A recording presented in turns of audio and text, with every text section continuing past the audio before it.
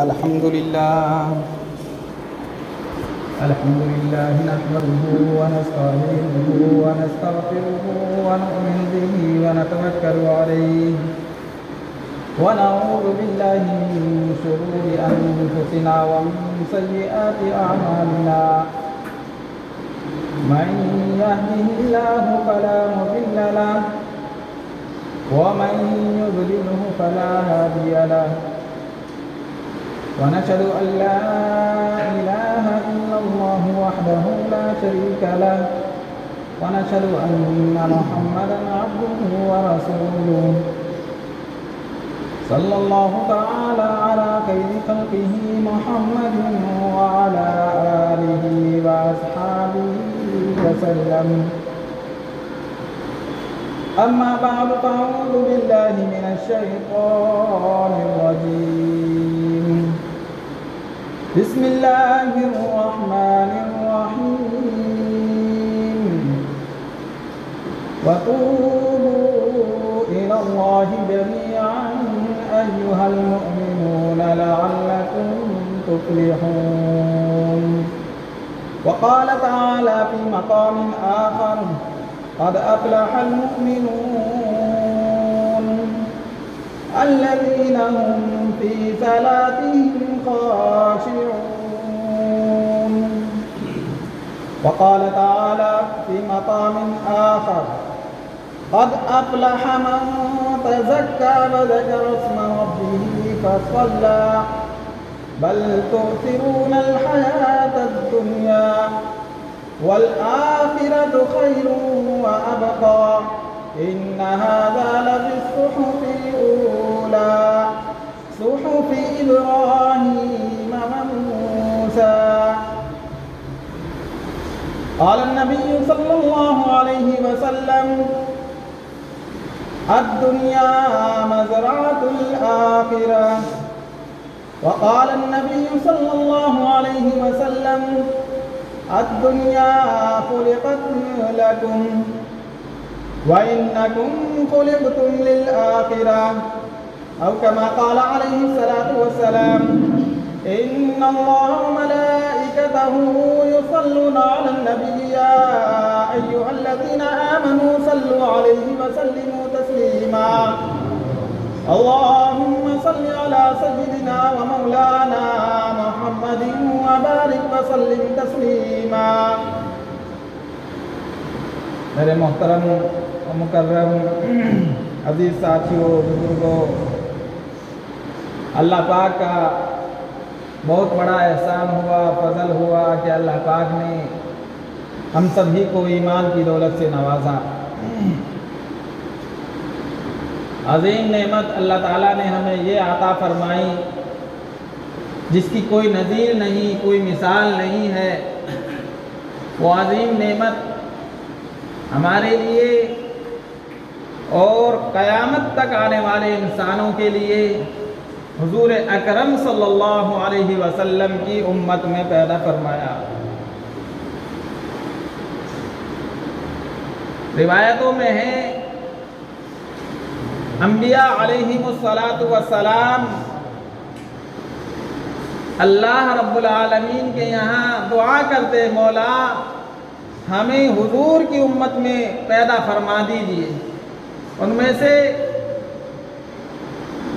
ایک نبی حضرت عیسیٰ علیہ السلام آسمانوں پر اٹھا لیے گئے اور وہ قرب قیامت یعنی قیامت کے قریب اللہ تعالیٰ آسمان سے ان کو زمین پر اتاریں گے اور حضور اکرم صلی اللہ علیہ وسلم کی شریعت اور جو قرآن پاک میں جو ہدایت اور جو قانون بتائے گئے ہیں اسی کے مطابق پوری امت کو عمل کرائیں گے. حالانکہ انجیل انہی کے اوپر نازل ہوئی ہے لیکن اس کتاب کو نہیں فالو کریں گے بلکہ قرآن پاک کو، اور یوں کہیں گے کہ حضرت محمد مصطفیٰ صلی اللہ علیہ وسلم کا زمانہ یعنی قیامت تک آخری نبی محمد الرسول اللہ. اب دستور بھی، قانون بھی، قرآن پاک جو حضور اکرم صلی اللہ علیہ وسلم پر نازل ہوئی ہے وہی چلے گا. بھلے میں نبی ہوں، مجھ کو اللہ نے کتاب دی، لیکن اس کے باوجود میں حضور کی تعلیمات پر، حضور نے جو حضور پاک صلی اللہ علیہ وسلم کو جو اللہ نے قرآن پاک دیا ہے اسی کے مطابق میں بھی اسی پر عمل کروں گا۔ وجہ اس کی یہ ہے، علماء نے یہ بیان کی ہے کہ حضرت عیسیٰ علیہ السلام ٹھیک ہے اپنے وقت کے نبی تھے اور ان کی نبوت میں کوئی فرق نہیں آتا اس سلسلے میں کہ ان کی نبوت کا درجہ کچھ کم ہو جائے، نہیں، نبوت کا درجہ اپنی جگہ ہے۔ اور ہمارے استاد محترم حضرت اقدس حضرت مفتی سعید احمد صاحب پالنپوری یوں فرمایا کرتے تھے، اس کو ایک مثال سے سمجھایا، یوں کہتے ہیں کہ جب دو ملک کو سمجھو، ایک ملک کے قانون الگ ہے اور دوسرے ملک کے قانون الگ ہے۔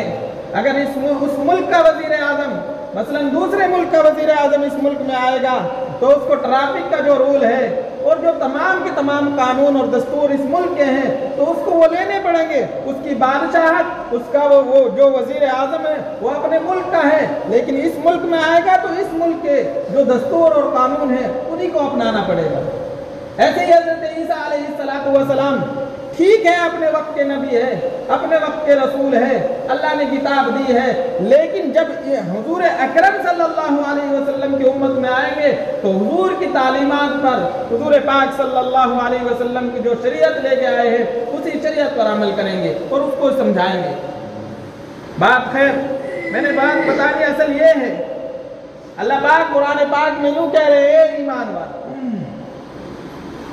ایمان والے مرد بھی ہیں، ایمان والے عورتیں بھی ہیں، وَتُوبُوا، سب توبہ کریں اکٹھے، کسی ایک کو نہیں چھوڑا، سب کو کہا وَتُوبُوا، جمع کا لفظ اللہ رب العالمین ہے، وَتُوبُوا إِلَى اللَّهِ جَمِيعًا، کہ اللہ کے لیے توبہ کر لے۔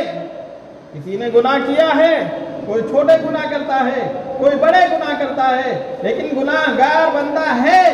حدیث شریف میں ہے، اللہ کے رسول صلی اللہ علیہ وسلم نے فرمایا کہ ہر انسان خطا کار ہے، ہر انسان خطا کار ہے، بھول اور چوک اس کے ساتھ لگی ہوئی ہے، ہر انسان کے ساتھ۔ اب کوئی اپنے آپ کو دودھ کا دھلا نہ سمجھے کہ میں تو گناہ نہیں کر سکتا، اگر گناہ نہیں کر سکتا تو یہ تو فرشتہ بن جاتا۔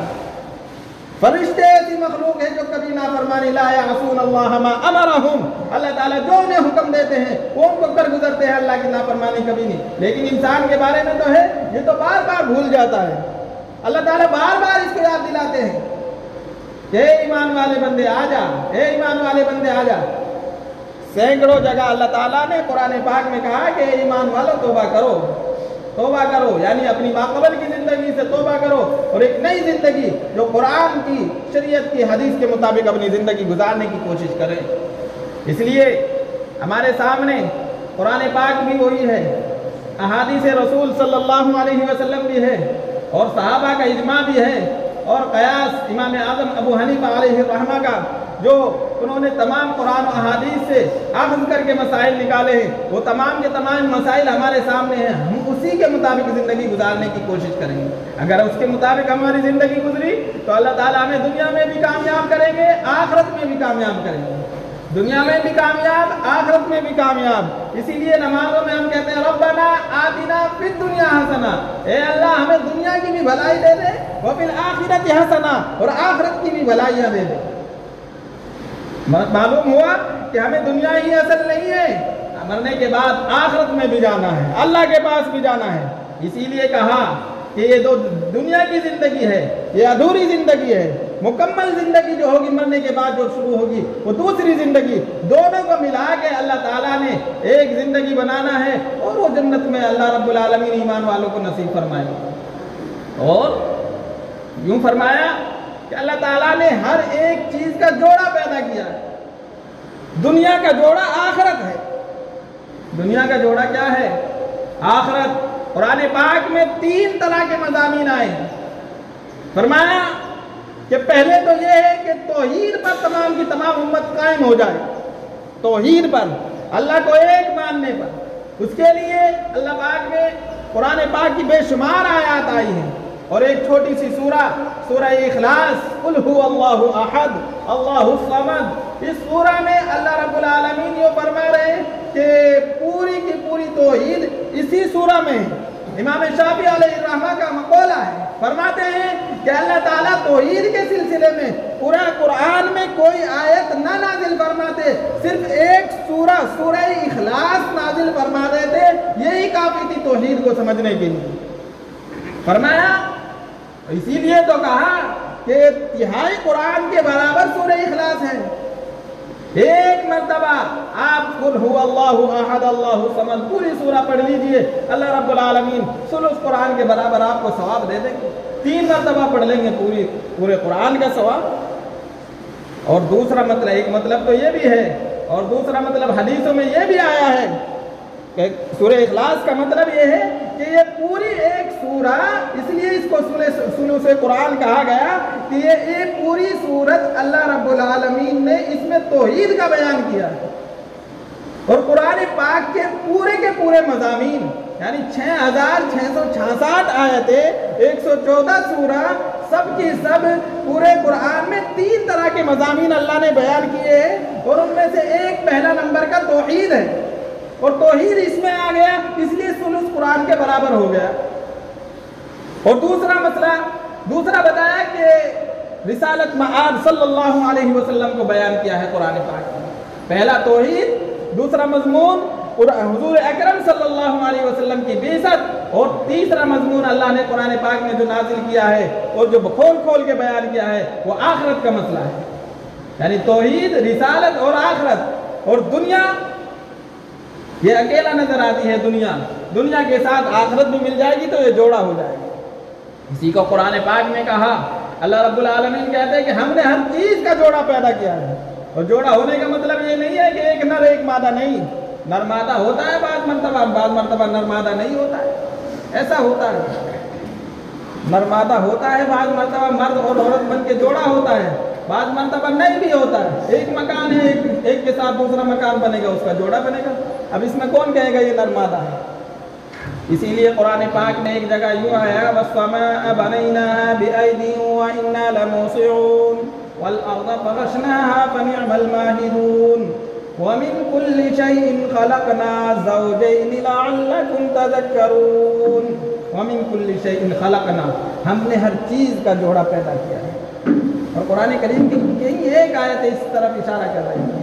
جیسے 2 چپل ہے، اس میں نر اور مادہ کوئی نہیں ہے، ہاں ایک مرد ہے ایک عورت ہے، یہ دونوں مل کے جوڑا بنتا ہے۔ فرمایا کہ 2 مرد اور عورت ہونا یا نر اور مادہ ہونا یہ ضروری نہیں ہے۔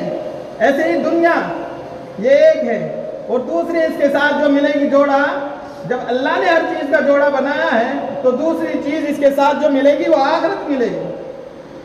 اس لیے ہماری زندگی جو مکمل ہوگی، دنیا کے بعد آخرت کی زندگی ملے گی، مکمل ہو جائے گی، جوڑا تبھی بنے گا۔ اس لیے ہم نے تو دنیا کی زندگی کو، ہم نے اس کی زیب و زینت کو دیکھ کر اور اس کی رنگینیوں کو دیکھ کر ہم نے شیطان کے چکر میں نہیں پھنسنا ہے۔ ہم نے اللہ اور اللہ کے رسول صلی اللہ علیہ وسلم جو تعلیمات دے کے گئے ہیں اس پر عمل کرنا ہے۔ کیا بتا کے گئے؟ بڑی عمر کو پہنچ گئے ہیں، فرمایا جو لوگ بڑی عمر کو پہنچ گئے ہیں، بزرگ ہو گئے ہیں، ان کے لیے حکم ہے کہ چھوٹوں پر شفقت کریں، چھوٹوں پر شفقت کریں، مذاق نہ اڑائے کسی کا، ٹھٹا نہ کرے، کسی کو ایسی بات نہ کہے جس سے اس کے دل پر گراں گزرے، بھاری گزرے۔ قرآن پاک میں اللہ نے ڈانٹا، فرمایا اے ایمان والو، یا ایھا الذین آمنوا لا یسخر قوم من قوم عسى ان یکونوا خیرا منهم ولا نساء من نساء عسى ان یکن خیرا منهن۔ فرمایا اے ایمان والو، تم کسی کا ٹھٹا نہ کرو، تم کسی کا مذاق نہ اڑاؤ۔ دھمکی دی ایمان والوں کو کہ ہرگز ایسا نہ کرنا، ہو سکتا ہے جس کا تم ٹھٹا اڑا رہے ہو، جس کی تم مذاق اڑا رہے ہو سکتا ہے اللہ کی نظر میں وہ اعلیٰ درجے کا مومن ہو، اور تم نے ٹھٹا اڑایا، مذاق اڑائی، خدا کی قسم ایمان ختم ہو جاتا ہے۔ حدیث شریف میں ہے، اللہ کے رسول صلی اللہ علیہ وسلم نے یوں ارشاد فرمایا، مومن کو تکلیف دینا، ایک ایمان والے کو تکلیف دینا ایسا ہے جیسے 100 مرتبہ بیت اللہ کو منہدم کر دیا گیا۔ چھوٹی موٹی مسجد نہیں، بیت اللہ جہاں لوگ حج کرنے کے لیے جاتے ہیں، جس کو حضرت ابراہیم علیہ السلام نے تعمیر کیا ہے، فرمایا 100 مرتبہ اس نے گرا دیا ہو، کسی مومن کو تکلیف دینا اتنا بڑا گناہ ہے۔ اس لیے مومن کی تو الگ سے، ایک عام انسان کو بھی تکلیف دینے کی اسلام میں اجازت نہیں ہے۔ اللہ نے ایسے ہی نہیں کہا لا یسخر قوم من قوم عسى ان يكونوا، کہ ہو سکتا ہے وہ تم سے اچھا ہو اور تم نے اس کا ٹھٹا کیا۔ ہاں 3 صورتیں لکھی اس میں کہ ایک تو مذاق ہوتا ہے، ایک ٹھٹا، اور ایک ہوتا ہے مزاح۔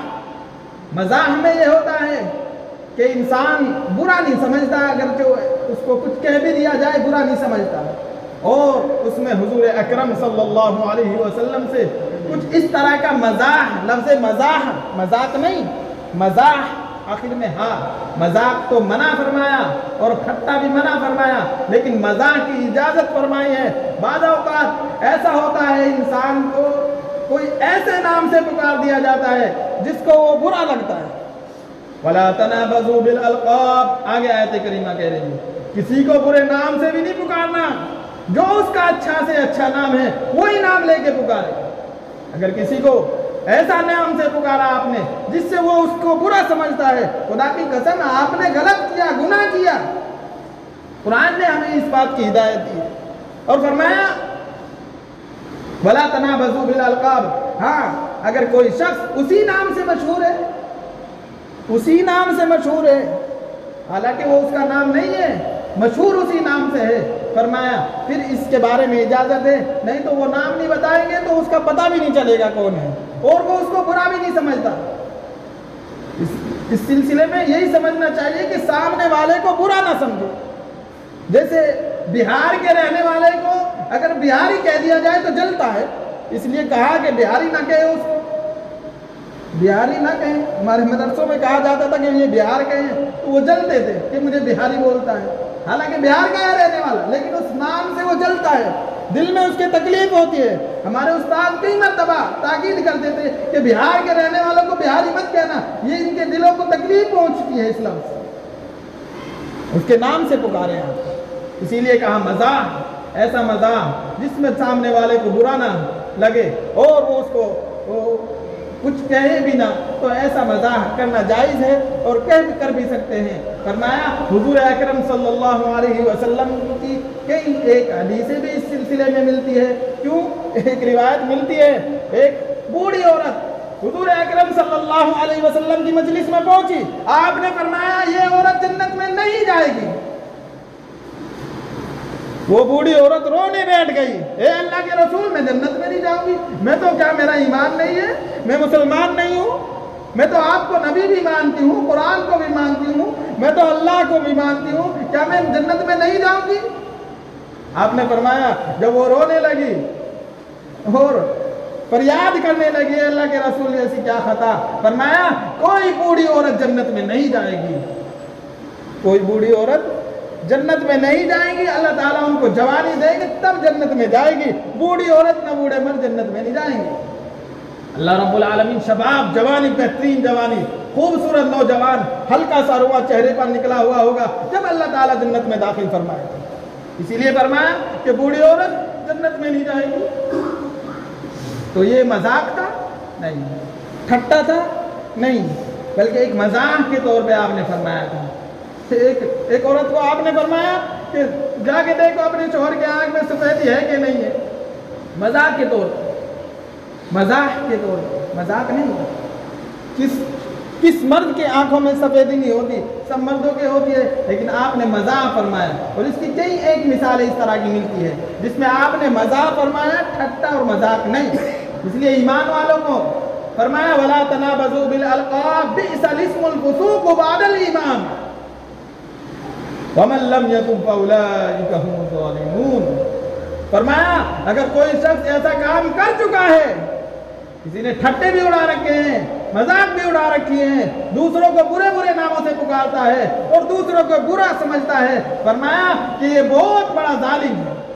وَمَن لَّمْ يَتُبْ، اس کے لیے حکم یہ ہے کہ یہ توبہ کرے، یہ توبہ کرے اور توبہ کر کے کہے کہ مولا بے خبری میں اے مولا مجھ سے غلطی ہو گئی، یقیناً کوتاہی مولا معاف فرما دے۔ اللہ رب العالمین کہتے ہیں معاف فرما دیں گے۔ یہ کامیاب ہو گیا، یہ کامیاب ہو گیا۔ اسی لیے کہا یا ایھا الذین آمنوا لا یسخر قوم من قوم عسى ان یکونوا خیرا منهم ولا نساء من نساء عسى ان یکن خیرا منهن ولا تلمزوا انفسکم ولا تنابزوا بالالقاب بئس الاسم الفسوق بعد الایمان ومن لم یتب فاولئک هم الظالمون۔ یہ پوری ایک آیت کریمہ۔ اس لیے ہم دین کو بھی سمجھیں، قرآن کو سمجھنے کی کوشش کریں، حدیث رسول کو سمجھنے کی کوشش کریں اور پھر عمل کرنے کی کوشش کریں۔ انشاءاللہ زندگی میں لطف آئے گا، زندگی گزارنے میں مزہ آئے گا۔ ہماری زندگی یہ نہیں ہے کہ ہم کھائیں گے پیئیں گے اور اپنا معاملہ ختم، نہیں۔ ہمیں تو اللہ نے دنیا میں اس لیے بھیجا ہے تاکہ تم میں سے دیکھیں کون اچھے عمل کر کے آتا ہے۔ ہمیں اس لیے نہیں بھیجا کہ کھائے پیے موج اڑائے اور ختم بھی، یہ تو غیروں کا طریقہ ہے۔ اللہ کے رسول کے پاس ایک دن ایک مشرک کافر آیا اور آگے کہتا ہے اذا متنا وکنا ترابا، اے اللہ کے رسول ہمیں بتائیے، یہ ہڈیوں کا ڈھانچہ میرے ہاتھ میں ہے، اے اللہ کے رسول ہمیں بتائیے جب ہم مٹی ہو جائیں گے، گل جائیں گے، سڑ جائیں گے، ہمارا کوئی نام و نشان باقی نہیں رہے گا، اے اللہ کے رسول ہم کیا پھر دوبارہ اٹھائے جائیں گے؟ اذا متنا وکنا ترابا۔ اللہ نے کہا ہاں، قرآن نازل کر دیا اِنَّا لَمَبْعُوثُونَ، ہاں اللہ تعالیٰ دوبارہ اٹھائیں گے تمہیں۔ اِنَّا خَلَقْنَاكُمْ أَوَّلَ مَرَّةٍ، ایسے اٹھائیں گے جیسے پہلی مرتبہ تجھے اٹھایا ہے۔ پہلی مرتبہ تیرا کوئی مجسمہ نہیں تھا، کوئی شکل و صورت نہیں تھی، اللہ نے پہلی مرتبہ بھی تو تجھے پیدا کیا تھا، اس دوبارہ بھی پیدا فرما دے، دوبارہ بھی تجھے ایسا ہی کھڑا کریں گے جیسا تو دنیا میں زندگی گزار گیا ہے۔ اور حدیث میں ہے، حدیث میں مشہور حدیث ہے، اللہ کے رسول صلی اللہ علیہ وسلم نے فرمایا جس انسان نے یا جس قوم کی مشابہت اختیار کی، چاہے وہ غیروں کا طریقہ اختیار کرے یا عیسائیوں کا یا مجوسیوں کا یا پارسیوں کا، جس کا طریقہ اختیار کرے، فرمایا من تشبہ بقوم فہو منہم، جس نے جس قوم کی مشابہت اختیار کی قیامت کے دن وہ انہی لوگوں میں اٹھایا جائے گا۔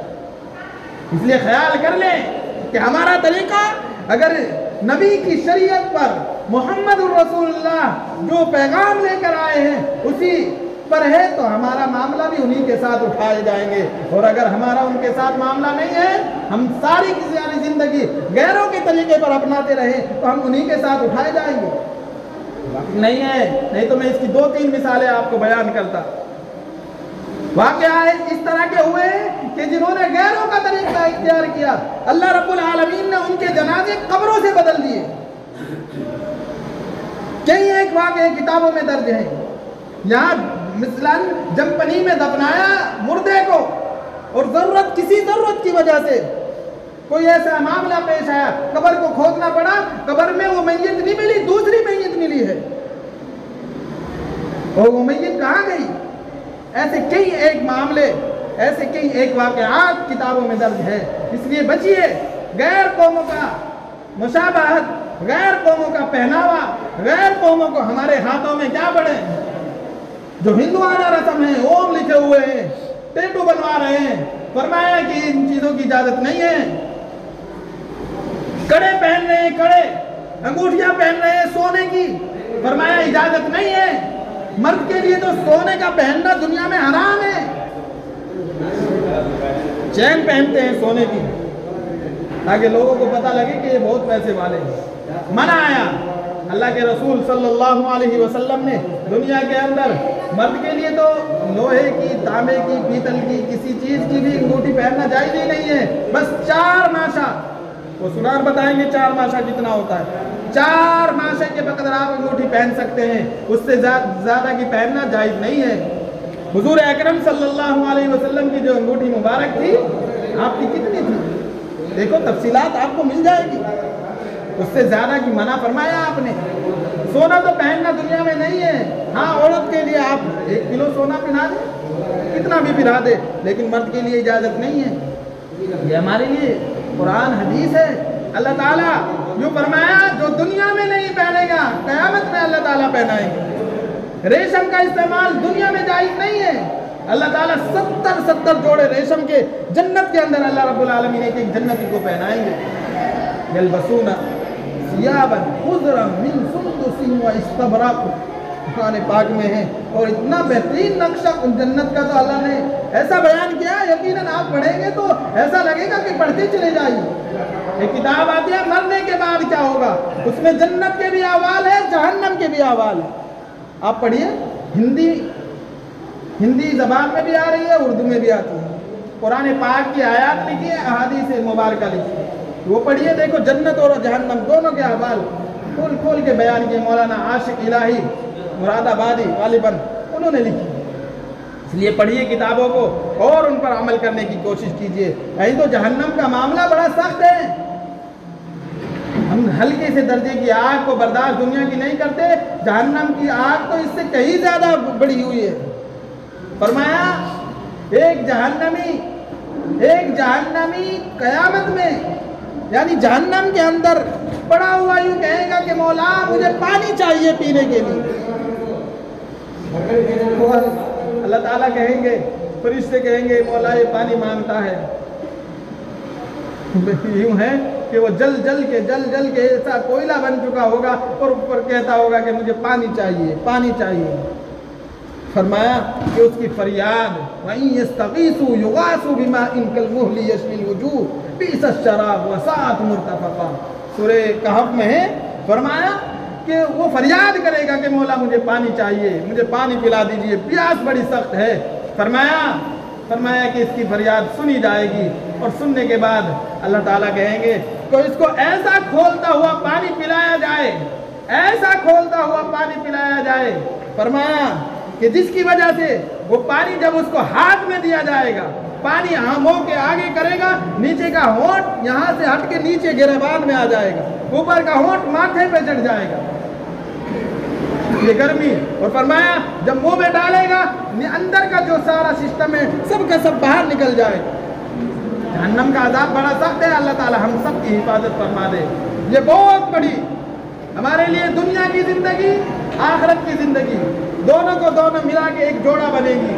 اور جوڑا اللہ نے قرآن پاک میں کئی جگہ فرمایا. اس لیے اس جوڑا، یہ دنیا کی زندگی ہماری، اس میں ہم نے اعمال حسنہ کر کے جانا ہے، بڑوں کا ادب کر کے جائیں. چھوٹے کے لیے حکم ہے، اور بڑوں کے لیے حکم ہے کہ چھوٹوں پر مہربانی کرے، شفقت کا معاملہ کرے. فرمایا جو بڑوں کا ادب نہ کرے، چھوٹے پہ رحم نہ کرے، فرمایا وہ ہم میں سے نہیں ہے. یعنی وہ کسی کو یہ حق نہیں ہے کہ وہ محمد الرسول اللہ کا امتی کہے، نہیں، وہ تو غیروں کا طریقہ اختیار کر رہا ہے. اس لیے بڑوں کی تعظیم، بڑوں کا ادب، چاہے اس میں ماں باپ ہو یا دادا دادی ہو یا نانا نانی ہو، اور چھوٹوں میں یہ ہے کہ چاہے پوترا کیوں نہ ہو، سب کا شفقت اور رحمت کا ہاتھ ان کے سر پر رکھا جائے اور اپنے آپ کو شریعت کے مطابق ڈھالا جائے. نمازوں کی پابندی کی جائے، قرآن پاک کی تلاوت کا شوق ذوق بڑھایا جائے. نہیں آتا ہے تو سیکھنے کی کوشش کرے اور اعمال حسنہ کرنے کی فکر کرے. نہیں تو دنیا کی زندگی چند روزہ ہے، آخرت کی زندگی ہمیشہ ہمیشہ کی زندگی ہے. اس دنیا میں ہم نے رہ کے تھوڑے سے وقت میں بڑے بڑے اعمال اور بڑے بڑے ثواب اللہ نے رکھے ہیں. کہ 2 رکعت کا مسئلہ ہے جمعے کی، یوں اتنا بڑا ثواب اللہ تعالیٰ نے دے دیا یہ جماعت کی وجہ سے، کہ اتنی بڑی جماعت. ہو سکتا ہے اللہ کا کون سا ولی، کون سا بزرگ اس جماعت میں آئے گا، اس کی وجہ سے اللہ تعالیٰ سب کی مغفرت فرما دے. وہ جمعے کا دن تو واقعی برکتوں کا دن ہے. جمعے کے دن کے لیے تو اللہ کے رسول نے فرمایا کہ جمعے کے دن میں تو ایک گھڑی ایسی آتی ہے کہ مومن بندہ جو مانگتا ہے اللہ تعالیٰ اس کو عطا فرما دیتا ہے. اور فرمایا وہ عصر اور مغرب کے درمیان کے وقت کا وہ گھڑی عام طور سے اسی میں پائی جاتی ہے. جیسے ہم شب قدر کو تلاش کرتے ہیں، ایسے ہی جمعے کے دن ہم اس گھڑی کو بھی تلاش کر لیا کریں. فرمایا کہ جمعے کے دن کثرت سے درود پڑھا کریں، کثرت سے خوب جتنا ہو سکے درود پاک کی کثرت کیجیے. خدا کی قسم آپ درود پاک کو کثرت سے پڑھیے، خواب میں اللہ کے رسول آپ کو بشارت دے دیں گے. آپ پڑھ لیجیے ایک مرتبہ، اللہم صلی علی محمد وعلی آل محمد کما صلیت علی ابراہیم وعلی آل ابراہیم انک حمید مجید. جمعے کے دن اس کا اہتمام کرو، جتنا زیادہ ہو سکے پڑھا کریں. اور آخری 2-3 باتیں اور بتا دوں. جب بستر پر پہنچے تو اپنے بستر کو اچھی طرح جھاڑ لے, اور بیوی کے پاس اگر جا رہے ہیں جمعہ وغیرہ کے لیے تو دعا پڑھ لیا کرے, اللہم جنبنا وجنب الشیطان ما رزقتنا من. یہ دعا مبارکہ بخاری شریف میں بھی ہے, مسلم میں بھی ہے, دوسری احادیث معتبرات میں ہے کہ بیوی کے پاس جانے سے پہلے یہ دعا پڑھ لیا کرے. خدا کی قسم شیطان اس بچے کو نہیں چھوئے گا. شیطان جب بچہ پیدا ہوتا ہے اس وقت ہی شیطان اس کو کچو کے لگاتا ہے, ایک سوئی کی طرح کا ایک اس کو چبھوتا ہے, فوراً بچہ چیختا ہے. لیکن جب آپ بسم اللہ پڑھ لیں گے, اللہم جنبنا وجنب الشیطان پڑھ لیں گے, خدا کی قسم شیطان اس کے پاس ہرگز نہیں پہنچے. اس لیے ان چیزوں کا اہتمام کرے. رات میں 2 سلائی اس آنکھ میں, 3 سلائی اس آنکھ میں, اور 1 سلائی پھر اس آنکھ میں, 3 سلائی سرما اپنی آنکھوں میں لگا لیا کرے. یہ بھی نبی پاک صلی اللہ علیہ وسلم کی عظیم سنت ہے. تیل سروں میں لگا لیا کرے, خوشبو جمعے کے دن استعمال کر لیا کرے. یہ تمام کی تمام چیزیں جمعے کی سنتوں میں بھی ہے.